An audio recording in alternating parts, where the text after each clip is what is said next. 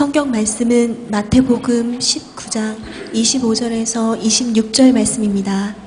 신약 성경 33면입니다.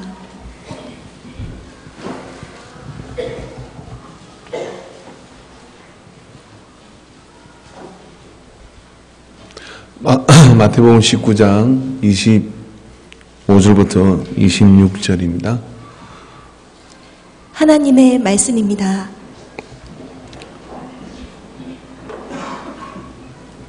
제자들이 듣고 몹시 놀라 이르되 그렇다면 누가 구원을 얻을 수 있으리이까? 우리 26절 같이 읽읍시다. 시작. 사람으로서는 할 수 없으나 하나님으로서는 다 하실 수 있느니라. 아멘.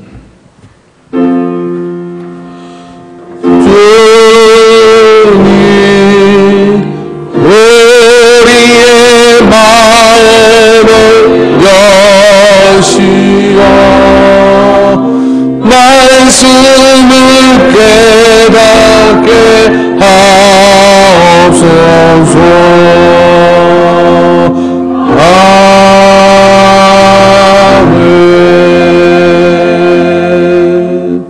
우리 앞뒤 옆 사람과 서로 인사하겠는데 그리스도의 평안이 함께하기를 원합니다. 아멘. 자리에 앉아주시기 바랍니다. 성가대 찬양 있겠습니다.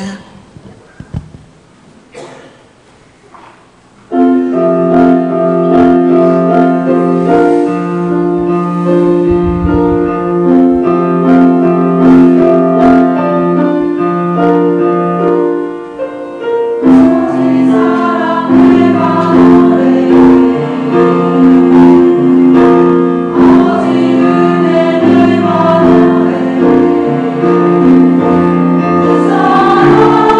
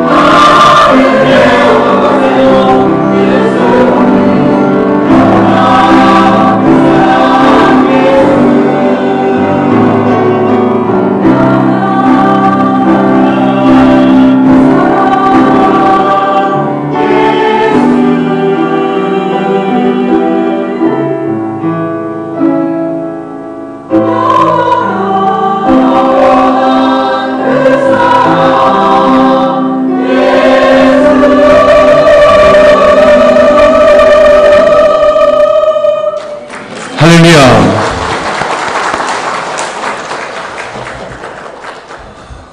옆 사람 이렇게 한번 서로 인사해보자. 반가. 예, 좋습니다. 이런 분위기 참 좋으네요.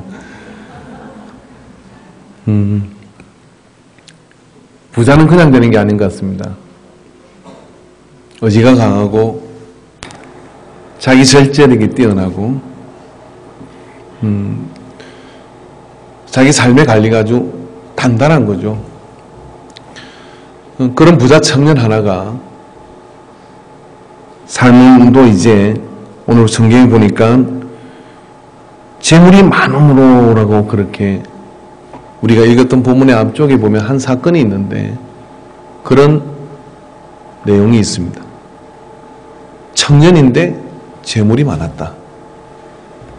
청년인데 호주머니가 궁한 것도 없고 삶이 단단하고 그런 거죠. 우리 이야기하면은 킹카입니다. 굉장히 아주 멋진 청년입니다.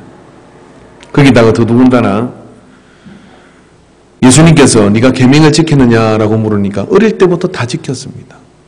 라고 이야기하면 10계명을 줄줄 외우며 거기에 부모도 공경하고 또 율법도 지키고 그렇게 멋지게 살던 청년이 이제 유명세를 타고 있는 예수님 앞에 와가지고 한 가지 궁극적인 질문을 던지는 겁니다. 이렇게 물었던 것이죠. 선생님이여, 내가 무슨 선한 일을 하여야 영생을 얻을 수 있겠습니까? 저는 하노라고 하고 최선을 다해서 말씀을 지키고 또 이제 부족한 것도 없는 그런 삶의 단단한 그런 언덕을 가졌는데 어떻게 해야, 무슨 일을 해야 영생을 얻을 수가 있습니까? 영원히 살 수 있습니까? 라고 이렇게 물어요. 그래서 예수님께서 너 어째 나보고 선하다느냐? 선한 이는 하나님 한 분밖에 없는데 계명들을 지켜라 라고 그렇게 얘기를 합니다. 그랬더니 계명은 잘 지켰습니다. 오늘 우리가 모인 사람들 가운데 말씀을 접하면서 잘 지키고 사십니까? 한 명도 없잖아요. 우린 다 죄인이요. 말씀을 다 지키고 사십니까? 물을 때 저는 66권의 이 말씀을 다 지키고 삽니다 할 사람이 이 예배당 안에 하나도 저를 포함하여 없는 듯합니다. 근데 이 청년은 뭐라 그러냐면 네! 다 지켰습니다. 라고 그렇게 얘기를 해요. 그리고 난 다음에 그걸 보신 예수님께서 이 청년을 보고 눈이 반짝 떠 있었어요. 아니 이런 친구가 다 있다니. 그리고 탐이 났습니다. 그리고 이 청년을 제자로 삼고 심었어요. 그래서 이 청년에게 예수께서 이르시되 내가 온전하고자 할진대 가서 내 소유를 팔아 가난한 자들에게 주라. 그리하면 하늘의 보화가 내게 있으리라. 그리고 와서 나를 따르라 하시니 그랬어요. 그러니까 예수님께서 제자로 불렀던 것이죠. 이건 아세요? 예수님은 아무나 제자로 부르지 않는다는 거. 특별히 이 청년에게 그게 너무 귀해서 제자로 불렀더니 여기에 턱 하고 이 청년의 신앙이, 믿음이 걸리게 된 거예요. 소유를 다 팔아? 라는 이 부분에 걸려서 그 청년의 재물이 많음으로 이 말씀을 듣고 근심하여 가니라. 예수님을 떠나서 가게 된 사건이 이 오늘 본문의 사건입니다. 어디로 보아도 이 청년은 꽤 괜찮은 청년이에요. 부자는 그냥 되지 않습니다. 자기 관리가 뛰어나고 공부도 열심히 했고 그 다음에 삶에 흐트러짐도 없고 시키는 대로 순종도 잘했고 그렇게 해서 삶에 든든한 그런 기초를 쌓았는데 영생에 이루고자 하는 그 마음을 가지고 난 뒤에 주님이 요구하신 조건에 이 청년은 등을 돌릴 수밖에 없었어요. 곁에서 보고 있던 제자들도 그렇다면 저렇게 말씀을 잘 지키고 우리도 다 지키지 못했는데 저렇게 신실하고 괜찮은 청년이 영생을 얻지 못한다 그러면 어떻게 하겠느냐 하는 그런 마음이 드는 거예요. 예수께서 제자들에게 이르시되 내가 진실로 너에게 이르노니 부자가 천국에 들어가기 어려우니라. 다시 너에게 말하노니 낙타가 바늘기로 들어가는 것이 부자가 하나님의 나라에 들어가는 것보다 쉬우니라 라고 이렇게 말씀을 하셨어요. 그리고 그 이야기를 듣고 제자들은 기겁을 하는 겁니다. 천국 가기가 저렇게 없단 말이냐? 부자가 천국 가기가 이렇게 어렵단 말이냐? 그렇다면 누가 구원을 받을 수 있겠느냐? 여러분, 여기는 다 가난한 사람만 있기 때문에 천국 가기 쉬울 것 같습니까? 여러분, 우리가요, 저 아프리카라든지 좀 힘든 나라에 가면요, 현금으로 1억이 아니라 1,000만 원만 있어도요, 상위 전 세계를 통틀으면 5% 안에 들어간다 그래요. 전 세계 사람 가운데 내가 1,000만 원만 어디서 얻을 수 있으면, 가질 수만 있으면 5% 안에 들어간다 그래요. 그럼 우리는 다 부자들인 거예요. 5% 아니면 10% 안에 들어가도 부자들인, 반만 들어가도 부자들인 거죠. 자, 옆에 있는 사람이 당신도 부자입니다. 천국 가기는 걸렸습니다.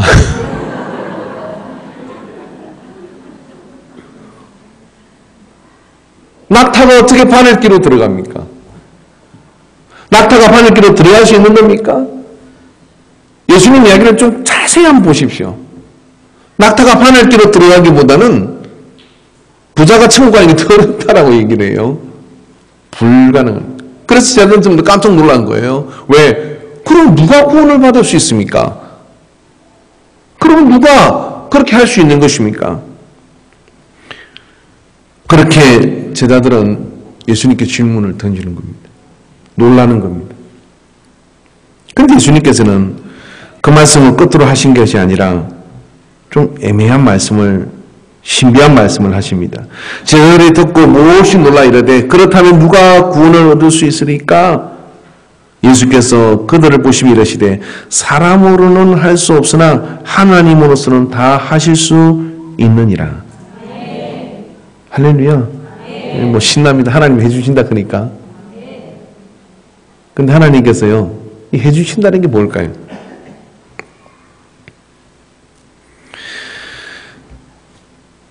누가 구원을 얻을 수 있습니까? 이것에서 누가 구원을 얻을 수 있을까라고 하는 실체의 물음은 이것이죠.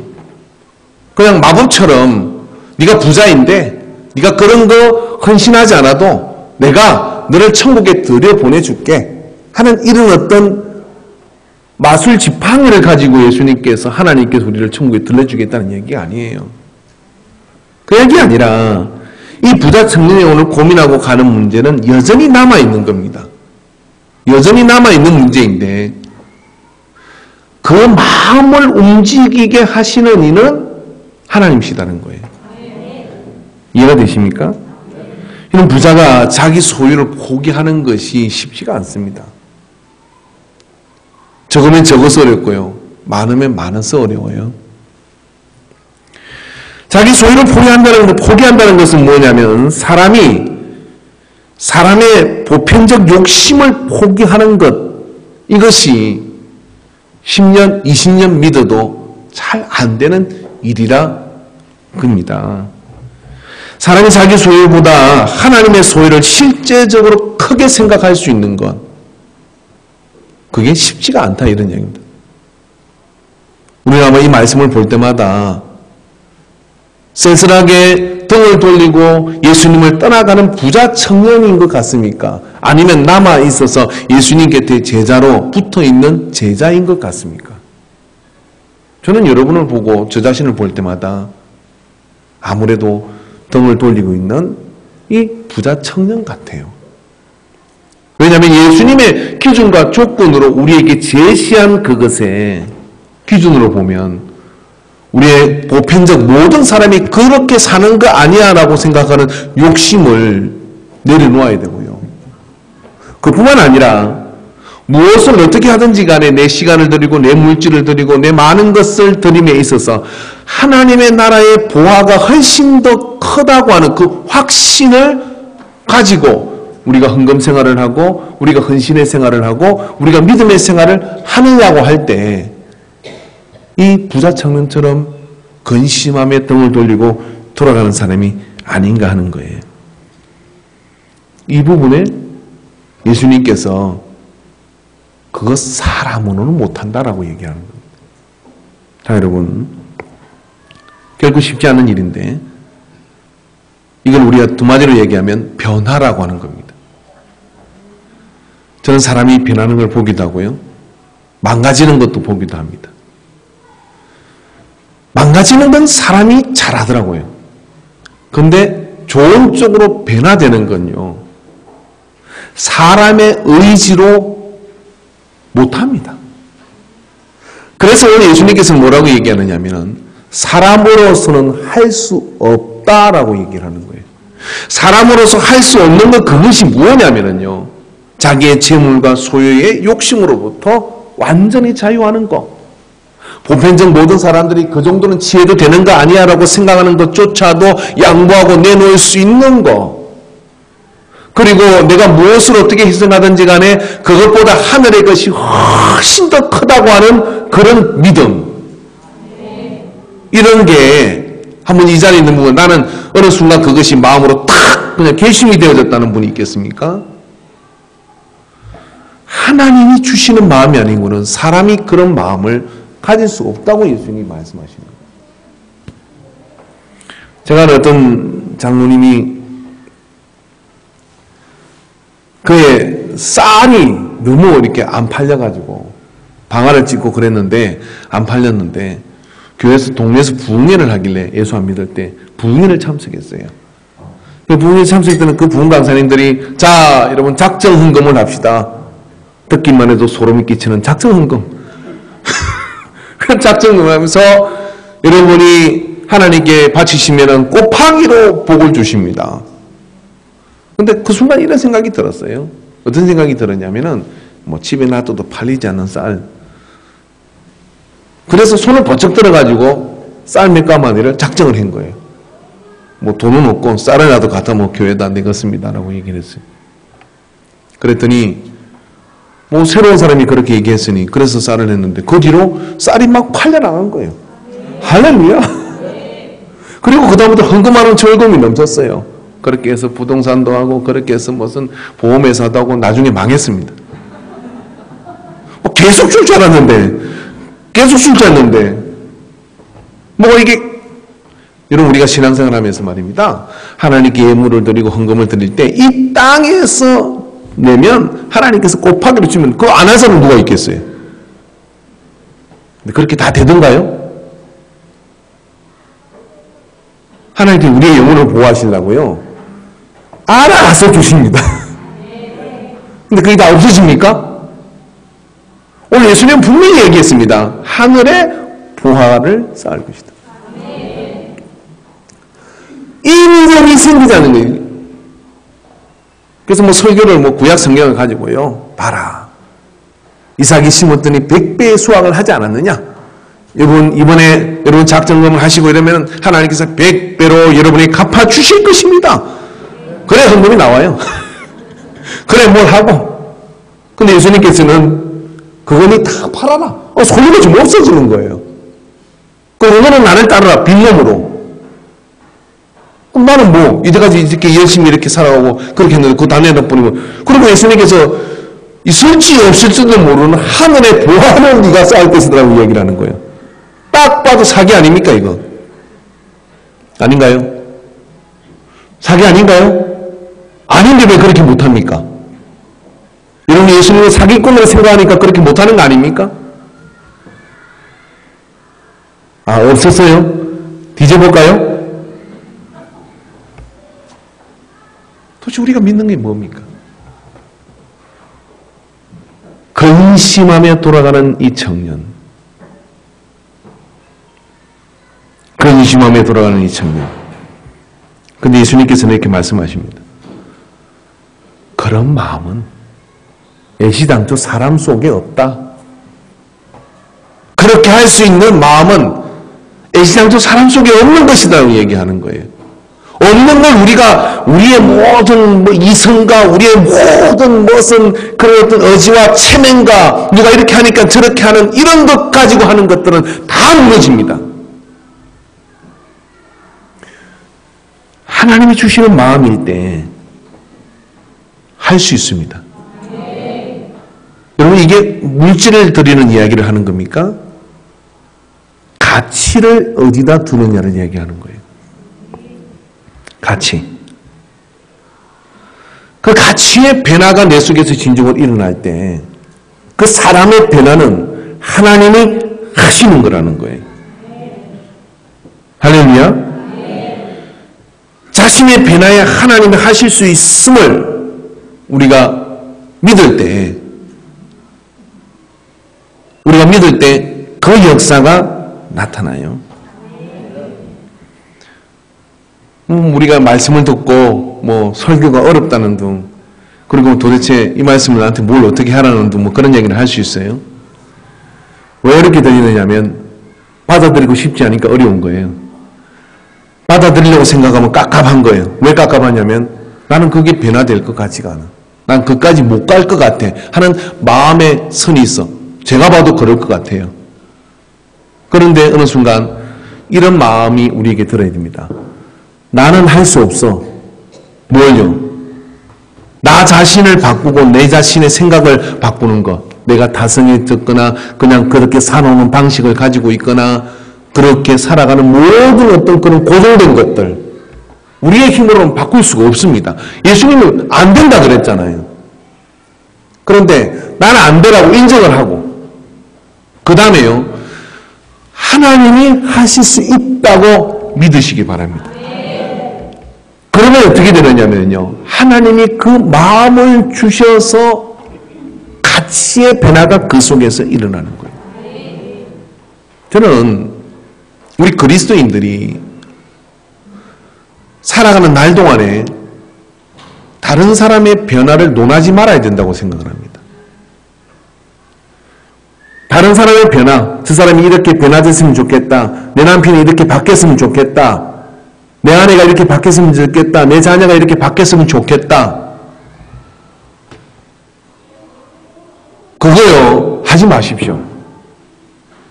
왜냐하면 변화는 하나님이 시키는 거니까. 변화는 하나님이 시키는 거니까 따라해보세요. 너나 잘하세요. 아니 죄송합니다. 나나 잘하자. 나나 잘하자. 하나님이 나나 잘하려고 하나님한테 나를 자꾸 변화시키면요, 변화는 어떻게 되느냐면요, 변화된 영향력으로 하나님이 그 사람을 변화시키는 거예요. 할렐루야. 제가 목회 초반에는요, 집사님 그렇게 하면 됩니까? 왜 이렇게 하십니까? 이런 이야기에 입에 발렸어요. 왜 늦게 오십니까? 뒤에 손 들고 서 계십시오. 제가 20살 청년은 그렇게 목회했습니다. 우리 근사님 나이 되는 분들 저 뒤에 서 계세요. 예배 시간에 어떻게 늦게 올 수 있습니까? 그런 나쁜 목사였어요. 그래도 소용없더라고요. 예배 11시 반으로 옮겨도요, 늦는 사람은 늦어요. 온 것만 해도 이쁘다. 뭘 놓으면? 내가 변화시키겠다는 것을 놓아버려야 돼요. 안 된다 했잖아요. 아니, 예수님이 안 된다는 거를 예수님 오실 때까지 해봐야 되나? 안 돼요. 되는 길은 하나님은 하실 수 있다는 거예요. 그럼 뭐 해야 될까요? 나를 자꾸 하나님 앞에 내어주는 거예요. 은혜에 나를 노출시켜야 되고요, 말씀에 자꾸 나를 노출시켜야 돼요. 그래서 내가 자꾸만 하나님이 내게 그런 마음을 줘서 그 마음에 내가 다른 사람 순종하든 말든 상관없어요. 내가 그 말씀에 나를 자꾸만, 정장수 집사님 자꾸만 순종을 하는 거예요. 할렐루야. 뭐 불렀다고 해서 뭐 졸고 있고 그런 거 아닙니다. 특별히 사랑해서 부르는 거예요. 자꾸만 순종을 하는 겁니다. 아멘이십니까? 그러면 어떻게 되느냐면 거룩한 영향이 일어나서 내가 나를 보고 따라오겠지가 않아요. 하나님이 그 사람을 또 이끌어 주시는 거예요. 그러니까 이런 이야기입니다. A와 B가 있습니다. 하나님이 A가 하나님을 너무 사랑하는데 똑바로 변화되지도 않아요. 그래서 자꾸 B를 뭐냐면 들어가 마귀짓 하게 만들어요. 그러니까 얘는 얘 때문에 무지하게 고생하고 있는 거예요. 여러분 남편 이야기하는 거예요. 고생합니다. 그 방법은 뭐냐면 내가 하나님 앞에 만지심으로 자꾸만 들어가야 돼요. 뭐 더 금방진 사람이 있죠. 하나님은 뭐 나이가 이렇게 기도도 들어주는 것도 없고 저 인간 어떻게 변화시키지 않냐고. 너나 바뀌어.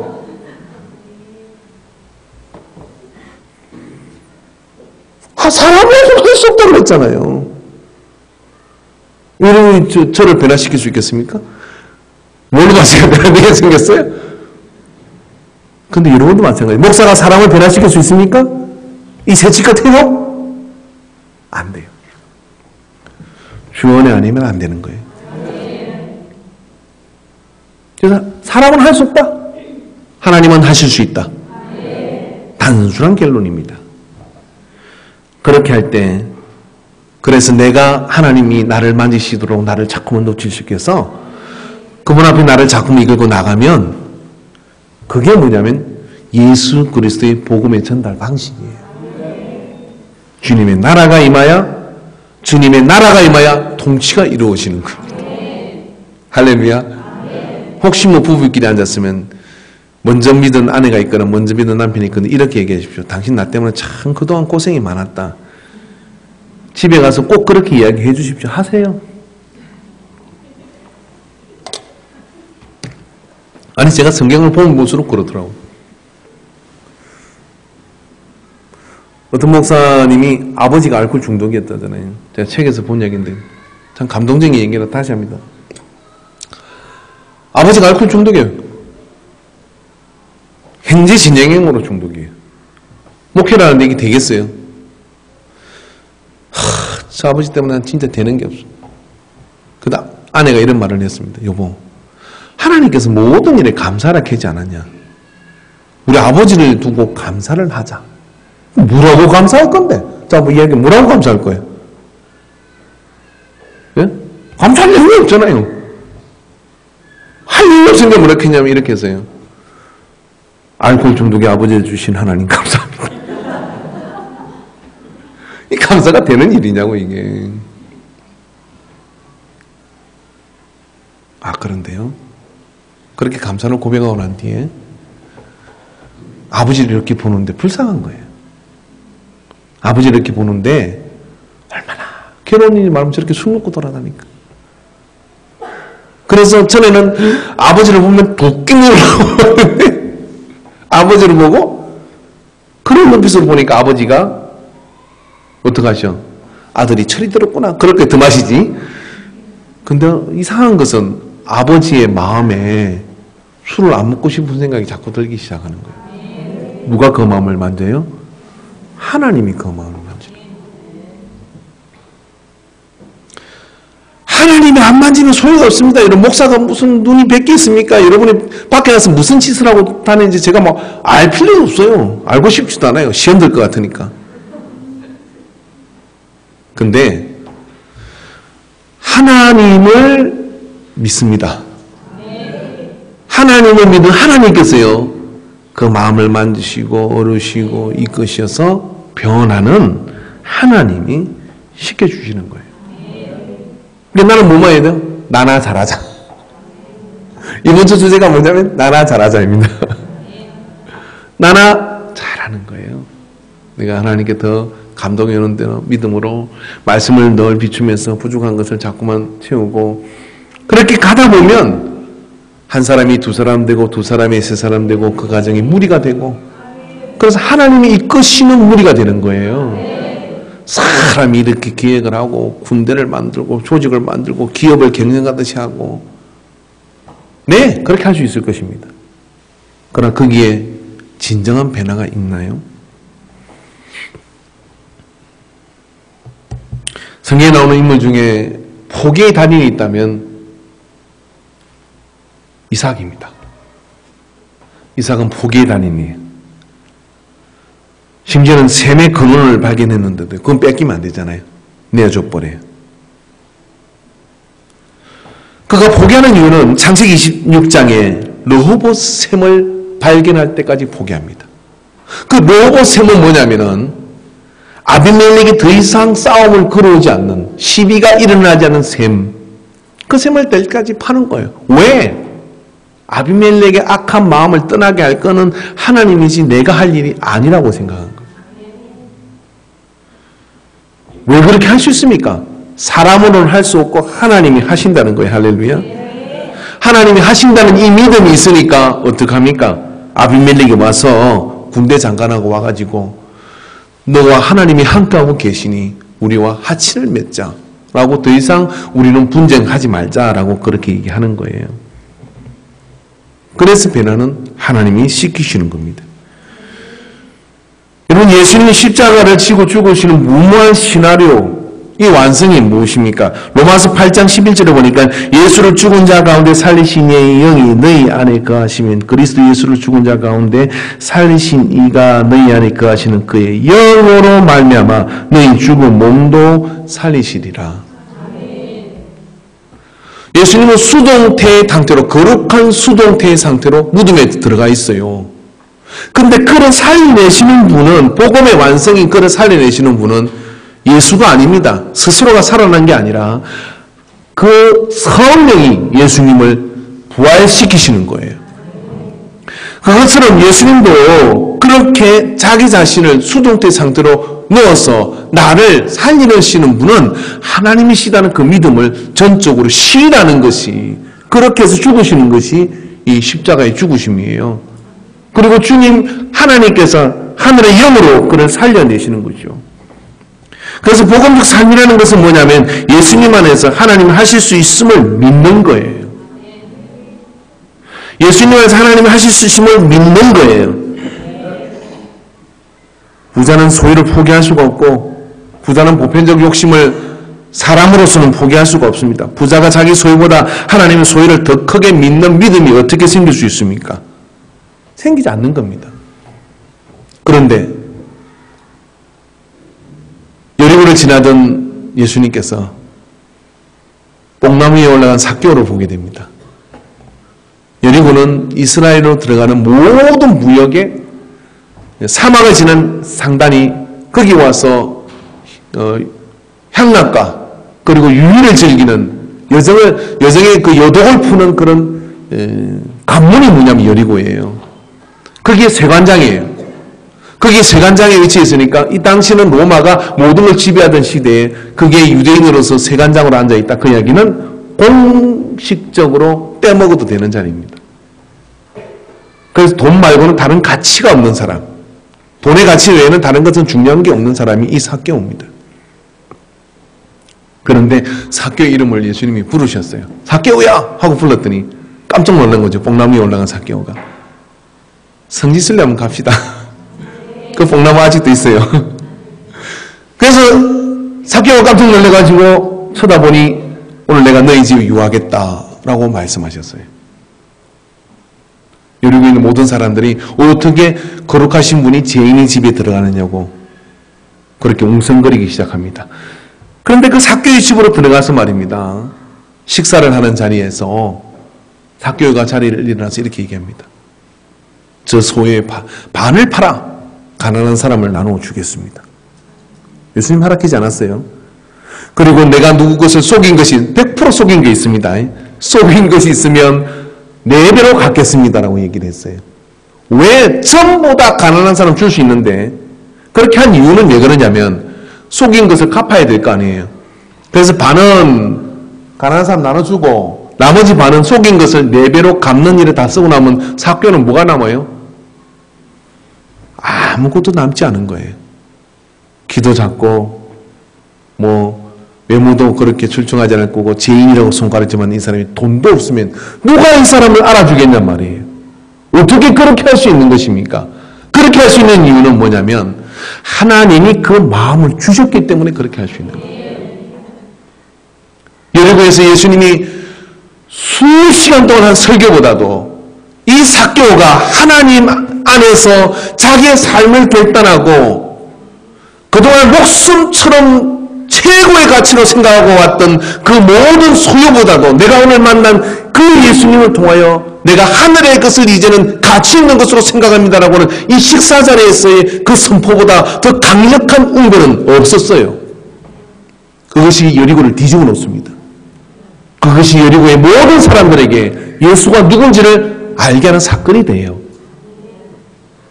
그 변화라고 하는 그것은 철저하게 하나님이 하시는 겁니다. 저는 우리 인간교회가 부흥됐으면 좋겠습니다. 아멘 하시는 분 손 들어보십시오. 아, 부흥을 싫어하는 분도 계시는구나. 그렇다면 옆에 있는 분에게 손 들었지요? 확인하세요. 손 들었지요? 오늘의 삭개오가 되세요. 네. 하나님의 만지심 앞에 나를 마음을 열고 나를 손을 펴고 주님 나를 마음대로 만지십시오. 오늘 제가 이 삶을 결단하랍니다. 이 삭개오는 지금 사람이 할 짓을 안 한 겁니다. 사람으로 할 수 없는 일을 어떻게 할 수 있었겠습니까? 예수님이 삭개오의 집에 와서 같이 밥을 먹으며 그게 하나님이 임재하시니까 삭개오의 마음에 그런 고백과 결단이 일어났던 것이죠. 여러분 이것이 바로 뭐냐면 부흥의 시작입니다. 이것이 부흥의 출발이고 부흥의 시작이 돼요. 영학교회가 평양에서 신앙생활하는 분들이 얼마나 여러분 지금부터 100년 전 그리고 초기 우리 한국의 그 신앙의 성지는 평양이에요. 제가 전설 같은 이야기를 들었어요. 부산에서요. 평양까지 겨울이면 농한기잖아요. 겨울이면 평양까지 부흥회를 갔어요. 기차를 타고 왔냐? 걸어갔어요. 거기 가야 은혜 받는다고. 걸어가서 거기서 부흥회를 며칠 하니 20일을 부흥회를 해요. 우리 요즘 부흥회 며칠 합니까? 2박 3일. 낮엔 안 하고 밤에만. 그래도 죽으려고 그래요. 20일을 부흥회하고 그리고 걸어서 같이 무리를 지어서 부산까지 내려왔다는 거예요. 그러던 시절이에요. 그게 평양의 신앙입니다. 그 평양의 신앙인 사람들이 유교를 만나가지고 피난을 내려왔다가 영락교회를 이루는 거죠. 한경직 목사님과 함께. 천막치고 영락교회에 그렇게 교회가 출발이 되게 되는데 한 100여 명 모였다 그래요. 한 여기 숫자가 모인 것 같아요. 수요 저녁에 이 한경직 목사님 미쳤나 봐요. 교회사 책에 나오는 이야기인데 여러분 우리가 하나님을 믿지 않습니까? 어느 때까지 우리가 이 천막에서 예배를 드리시겠습니까? 오늘 저녁에 결단합시다. 전세에 있는 사람은 전세를 빼고 월세로 옮기고 반을 내놓고 집 있는 사람은 집을 팔아 반을 내놔서 여기에 성전을 지으신 분은 담고 나머지 분은 다른 교회로 가시오. 목회 은퇴 끝날 때 저는 이런 소리 안 할 거예요. 겁먹지 마세요. 그렇게 선언을 해버려요.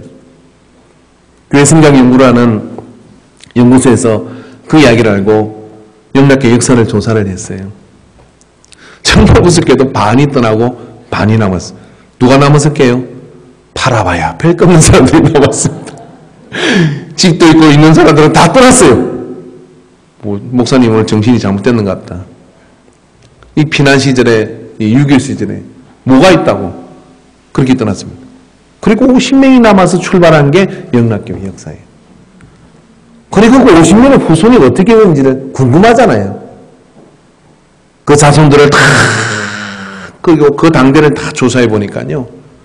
다 그 사대문 안에 서울에서 그래도 명함께나 돌리는 그런 사람들로 다 서 있더래요. 그대가 아니면 그 다음 때라도. 하나님께서는 그렇게 다 갚으시는데 제정신으로 그런 결단을 했겠습니까? 그런데 말입니다. 그런 마음을 가지게 하실 수 있는 분은 하나님밖에 없는 거예요. 어쩌면 이 한 목사님은 그런 생각이 들었는지 모릅니다. 피난 내려와 이제 우리가 교회를 시작하는데 참 하나님을 따르는 사람들이 누구냐? 그들과 함께 가고 싶은 그런 열망이 있었는지 모르겠어요. 제가 한경림 목사가 목사님이 아니라 모르겠습니다. 그러나 한국교회의 유명한 일화로 남습니다. 문득문득 교회가 위기를 처할 때마다 또 어려운 일을 겪을 때마다 그런 생각들을 하게 돼요. 우리는 정말 이 부자 청년이 아닌가 하는 그런 고민들을 하게 됩니다. 여러분, 그 변화는 말입니다. 철저하게 하나님이 시키시는 것을 믿고 두려워하지 마시고요. 그분 앞에 나를 자꾸 내어맡겨서 신앙생활 하는 것처럼 하다가 주님 나라 보게 되기를 바랍니다. 할렐루야. 차이를 그냥 인정하는 거예요. 나로서는 할 수가 없다. 그러나 그게 끝이 아니라 하나님은 하실 수 있다. 그렇기 때문에 여러분, 이기는 자보다는 이기게 하시는 자가 있다는 사실을 믿는 것이 훨씬 더 큰 겁니다. 우리는 이기는 자가 되려고 하지만은 우리의 힘으로는 늘 실패할 때가 굉장히 많습니다. 내 안에 속사람을 바꾸는 것, 또 내 삶의 어떤 거룩한 결단을 하는 것, 이런 모든 것들이 우리의 힘과 우리의 능력으로는 불가항력적입니다. 그런데 내가 그분을 의지하고 그분을 따르면 그가 나를 이기게 해주시는 것을 발견하게 될 줄로 믿습니다. 할렐루야. 그 역사가 우리에게 있음을 믿고 믿음의 확신을 담대하게 가지시기를 바랍니다. 우리가 하려고 하지 말고 하나님의 계심을 믿고 하나님의 개입하심을 자꾸만 불러들이는 거예요. 두려우면 두렵다고 얘기하고, 걱정이 되면 걱정이 된다고 이야기를 하고, 염려가 되면 염려가 된다고 이야기하죠. 그러나 내가 주님을 붙들고 놓아주지 않겠습니다 하는 그런 결단인 것이죠. 언제가 우리가 체육대회를 했는데 남자애들 섞어놓고 공을 찬 적이 있어요. 공을 막 20-30명이 같이 막 이렇게 가지고 공을 차는데 어떤 모 집사님이 잊혀지지 않는 장면이 있습니다. 공이 자기한테 오면 사람들이 막 몰려오잖아요. 그러니까 공 주세요. 공 쏠 때 공을 등원해주면 사람들이 모르니까 막 소리 질러. 그럼 또 공 달라 소리 말아야 되잖아요. 또 공이 멀어지면 공 주세요. 공 주세요. 주면 막 소리 질러요. 그 모습을 이렇게 보고 있다 보면 우리가 그런 게 아닌가. 주님, 제가 은혜로 살겠습니다. 믿음으로 살겠습니다. 주님, 저와 함께 해주시옵소서. 이 제자는, 오늘 이 청년은 어떻게 영성을 얻습니까? 이 정도 스펙이면 돈도 있고, 그리고 나는 말씀도 잘 지켰고, 이 정도 스펙이면 주님이 나를 알아보실 거야. 그래서 선하신 선생님이요, 선한 사람끼리 한마디 합시다 라고 왔는데 어찌 나를 선하다느냐 라고 깨시더니 본질의 문제를 짚어버립니다. 네 소유를 팔아 가난한 자를 주고 너는 나를 따르라. 그러면 하늘의 보화가 쌓일 것이다. 그 청년이 재물이 많음으로 근심하며 돌아갔어요. 할 수 없다. 그러나 하나님은 하실 수 있는 일. 할렐루야. 우리의 희망이 여기에 있는 겁니다. 자, 옆에 있는 분에게 제가 이제까지 어떻게 유치하게 행동했던, 따라하세요. 유치하지 않았습니까? 제가 어떻게 유치하게 행동했던, 아무리 초라해 보여도 하나님이 나와 함께 하십니다. 그러면 다른 나를 보게 될 겁니다.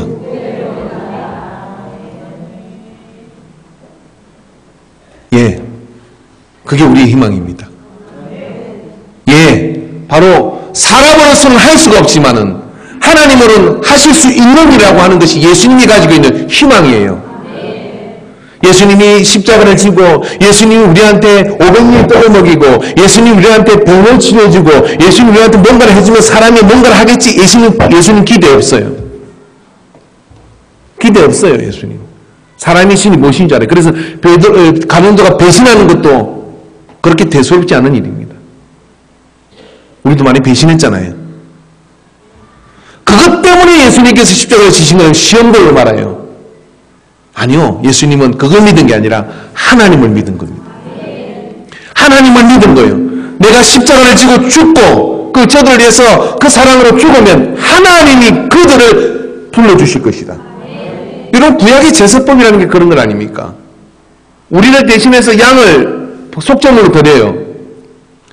그 양을 속죄물로 드리는데 그 양이 뭘 봐달라고 이야기할 수 있는 겁니까? 하나님이 그 양을 보고 어떡합니까? 그 죄인을 용서해 주시는 거예요. 이해되십니까? 속죄물을 가져간 주인이 양이 불쌍하겠습니까? 양이 불쌍하다는 마음조차도 없어요. 나 대신 그 양이 속죄물로 내 소유를 그냥 드린 것뿐인 겁니다. 핵심이 그게 있잖아요. 하나님이 긍휼을 베푸셔서 이 죄인을 받아주시는 거예요. 그래서 예수님도 사람에게 기대를 가지고 있는 게 아닙니다. 그게 아니라 너희가 아버지 하나님을 나를 통해 만나기를 원하는 거예요. 삭개의 집에서 오늘 예수님께서 당신을 통하여 하나님 아버지를 삭개가 보니까 사람이 할 수 없는 결단을 할 수 있었던 거예요. 그래서 교회는 헌금하라고 소리 하지 말아야 됩니다. 교회는 봉사라서 하지 말아야 됩니다. 없으면 없는 대로 살아야 되는 거예요.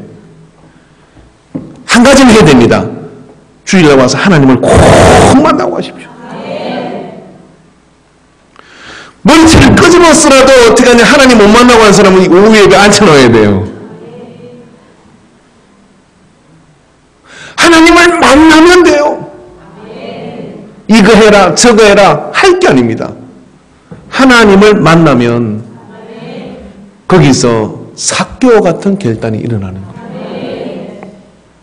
그런 결단이 우리 안에 일어나는 것, 이 사람에게 일어나고 저 사람에게 일어나고, 그게 부흥이라고 하는 겁니다. 그런 부흥이 우리에게 있게 되기를 바랍니다. 우리 찬양을 하고 싶습니다. 성찬하기 전에 이 찬양을 먼저 해야 될 것 같아요. 아니, 찬양팀 나오십시오. 아까 그거 있죠, 그거. 은혜 아니면. 그거 하나 띄워주십시오. 주님 은혜 아니면.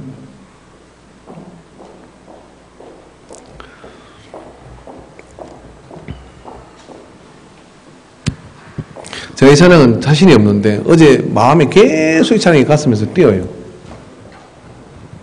한번 여러분 잘 모르지만 같이 한번 불러보십시오.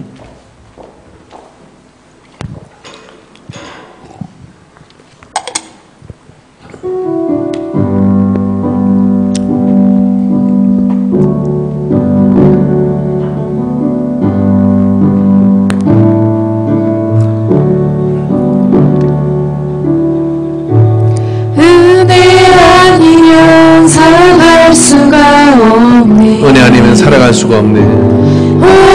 마저도 다 주의 것이니 찬양 평안과 위로 내게 없어도 예수, 오직 예수뿐이네.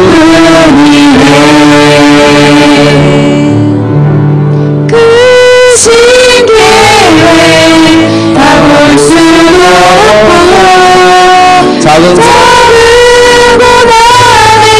지쳐도 나의 모든 삶 주께 묶인 나의 모든 삶 버티고 견디게 하시네. 은혜 아니면 아니면 살아갈 수가 없네. 나의 모든 것 모든 것 다 주께 맡기니 참된 평안과 위로 내게 주신 주 예수, 오직 예수뿐. 한 번 더 은혜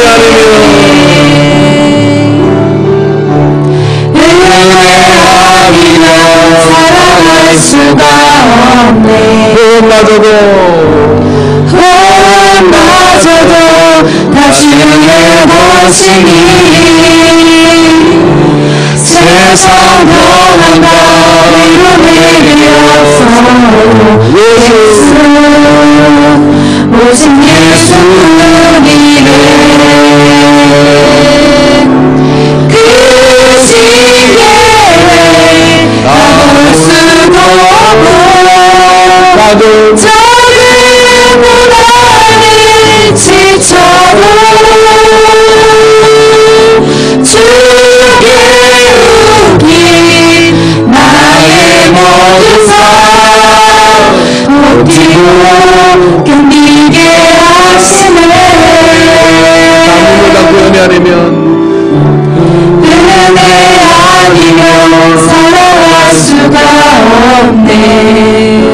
모든 것 나의 모든 것 다 주께 맡기니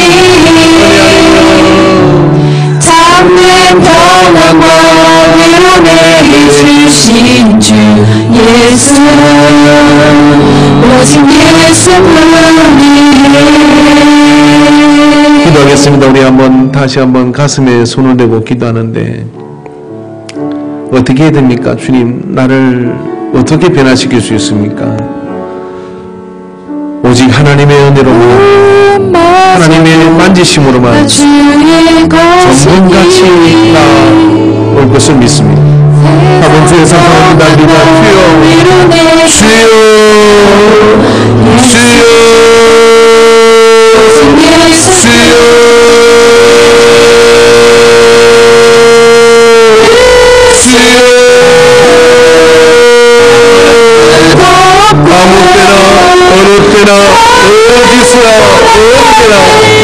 제가 믿는 것은 사람으로서는 할 수 없어도 하나님으로서는 할 수 있음을 믿습니다. 사람으로서는 할 수 없어도 하나님으로서는 내 알면은 이 모든 것들을 받고 변화시키는 능력이 있는 것을 믿습니다. 주여 나를 만져주시옵소서. 주여 나를 새롭게 하여 주시옵소서. 오직 하나님의 은혜로 새롭게 되게 하여 주시옵소서. 주여 우리를 긍휼히 여겨 주시옵소서. 주여 우리를 긍휼히 여겨 주시옵소서. 주여 우리를 긍휼히 여겨 주시옵소서. 주여 수많은 말씀을 들었지라도 신비한 말씀을 들었지라도 그게 무슨 소용이 있습니까? 하나님이여 나를 아버지 하나님이여 십자가에 나를 변화시킬 수 있는 하나님의 만지심 하나님은 하실 수 있다 하셨으니 주여 나를 아버지 외면치 마시고 만지시고 나를 아버지를 새롭게 하여 주시옵소서. 오 주여 주여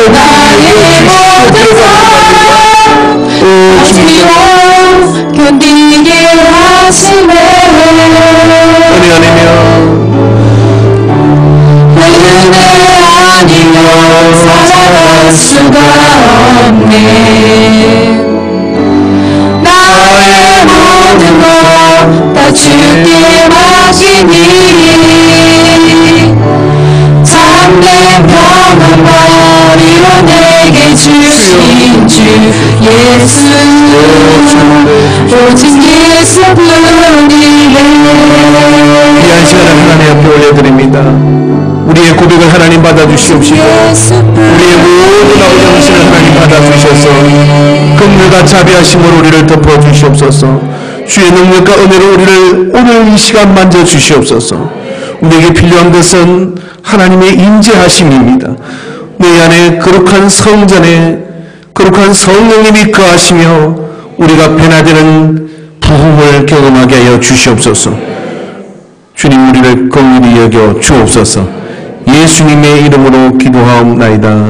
아멘. 우리 찬송가 229장 우리 찬양팀 들어가 주시기 바랍니다. 거룩한 성찬에 우리가 다 같이 들어가겠습니다.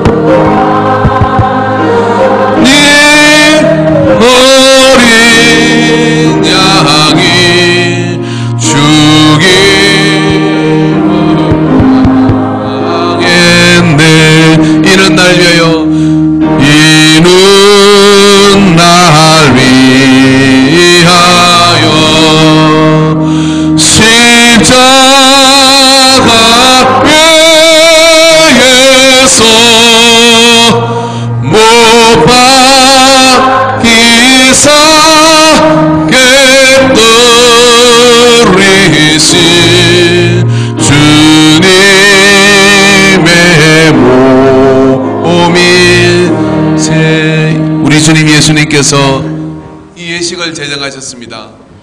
우리 예수님께서는 잡히시기 전날 밤에 제자들과 함께 이 만찬을 드셨습니다.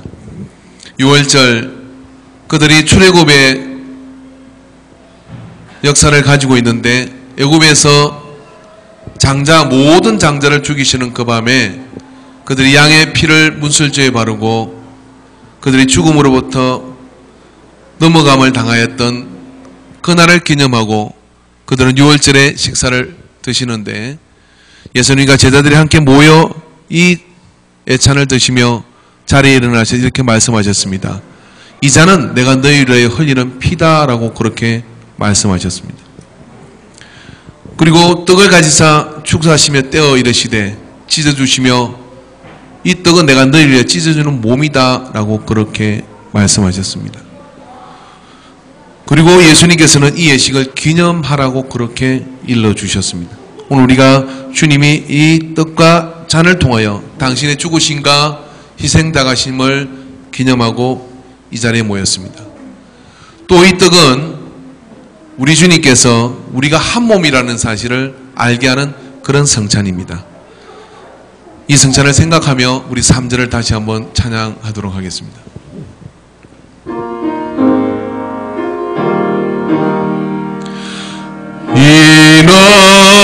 이는 날 위하여 행보를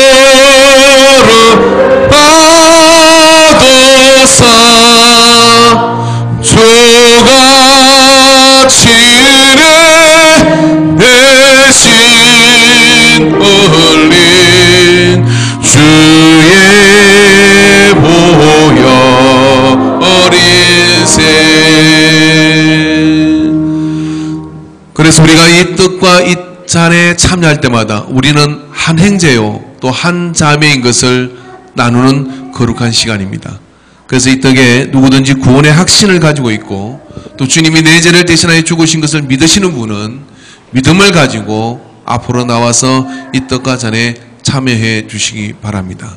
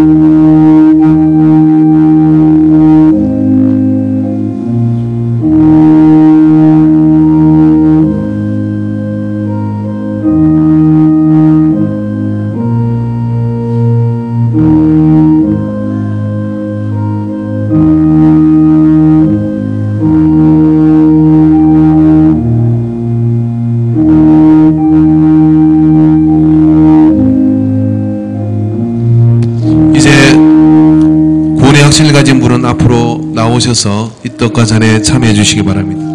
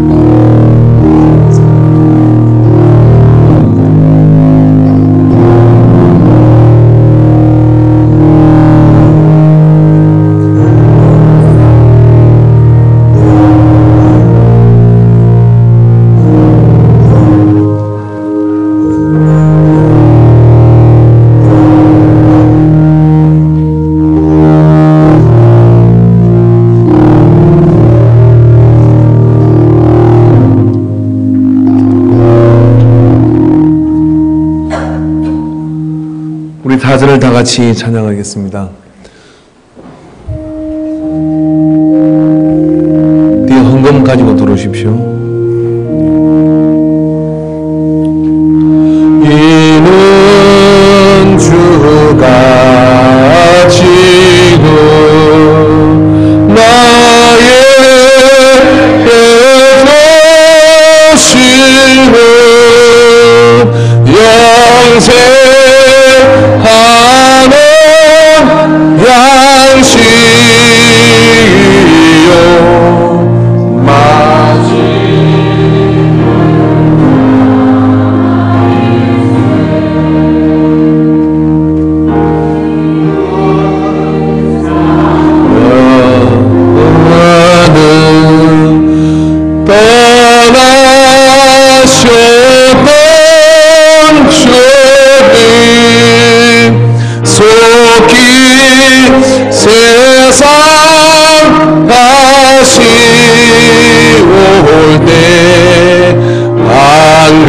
자리에다 일어나시겠습니다.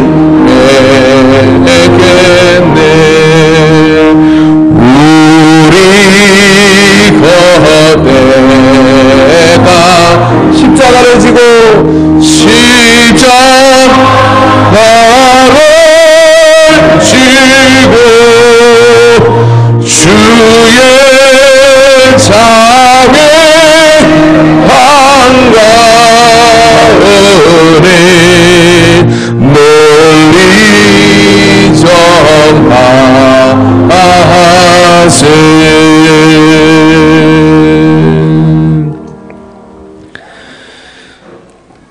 기도하겠습니다. 하나님 아버지,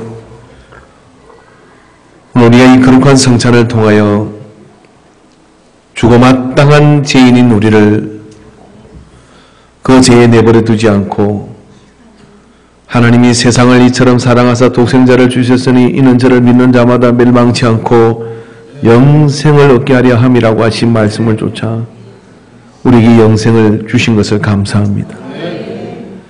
주님 그 은혜에 겨워 우리가 주님의 죽으심과 부활하심을 기억하며 이 성찬에 참여하고 하나님이 나의 삶에 한 걸음 한 걸음 인도하시고 변화시킬 것을 확신하며 이 예배 자리에 섰습니다. 우리를 강건하게 붙들어 주시옵소서. 하나님의 능력의 오른손으로 붙잡아 주시옵시고 때로는 더디고 둔하기까지 한 우리가 주 앞에 민감하며 하나님의 이끄심을 쫓아 믿음의 용사들이 되어가게 하여 주시옵소서. 하나님의 쓰시는 그런 역사들을 경험하게 하여 주시옵소서. 주님의 놀라운 은혜 가운데 우리가 서게 하여 주시옵소서. 이 시간에 그 은혜에 겨워 감사하여 삶을 결단하며 주 앞에 예물을 드립니다. 11주문을 통하여 삶의 주권자가 하나님인 것을 고백하는 믿음들을 주님 받아 주시옵시고 이들에 속하 있는 기업들조차도 저들로 말미암아 흥황케 되는 역사가 있게 하여 주시옵시며 저들의 자손들이 또 주 안에서 믿음의 대를 이어가며 이 땅 하나님의 뜻이 이루어지고 많은 통로들이 되게 하여 주시옵소서. 주여 감사함으로 주 앞에 예물을 드립니다. 주님 기억하여 주시옵시고 이 이름들이 하나님의 생명책이 기록될 뿐만 아니라 주께서 주시는 그 역사를 경험하는 감사의 삶이 넘치게 하여 주시옵소서. 천내면을 주 앞에 올려드립니다. 얼마나 감사한지요. 하나님 앞에 첫 것을 주 앞에 올려드리는 은혜를 감사합니다. 주께서 받으시고 주께서 기억하시며 주께서 이끌어 주시옵소서. 성도를 위해서 심는 예물을 주님 기억하여 주시옵시고 아버지 하나님 먼 곳에 나가서 복음을 전하지 못하여도 주님 그곳에 교회들이 세워지게 하실 뿐만 아니라 이제 아버지 인간교회가 선교로 나아가 아버지 하나님 단기 선교를 다녀올 수 있도록 길을 열어 주시옵소서. 그래야 아버지 하나님 우리가 전 세계가 하나의 복음에 있음을 확인하는 거룩한 은혜의 시간을 경험하게 하여 주시옵소서. 생일을 맞아 주 앞에 예물을 드립니다. 주님 이 생명을 붙들어 주시옵소서. 이 영혼을 붙들어 주시옵소서. 무엇을 하든 어디를 가든 항상 주님과 동행하는 남은 삶의 여정이 되게 하여 주시옵시고 아버지 하나님 병원과는 멀어지고 하나님의 은혜의 장소와는 늘 충만하여 주님 부르시는 그날까지 출입이 왕성하게 하여 주시옵시고 사명을 감당하도록 주님 붙들어 주시옵소서. 성민을 통하여 주 앞에 주의 전에 양식 있게 하기는 이래 힘쓰고 애쓴 이들을 기억하여 주시옵소서. 주의 영광을 드리며 시간을 드린 모두를 주님 기억하여 주시고 전적인 하나님의 은혜로 우리를 채우시고 역사여 주옵소서. 예수님의 이름으로 기도하옵나이다. 아멘. 이제는 길이요 진리요 생명이 되신 예수 그리스도의 구속의 은혜와 독생자 예수님을 보내주기까지 우리를 사랑하신 하나님 아버지의 극진하신 사랑하심과 성령 하나님의 역사하심이 오늘 이 예배를 통하여 주 앞에 하나님만이 우리를 나를 모두를 변화시킬 수 있음을 믿고 하나님께로 더 가까이 가기로 작정하는 모든 예배자들의 머리 위에 이제부터 영원토록 함께 있을지어다. 아멘.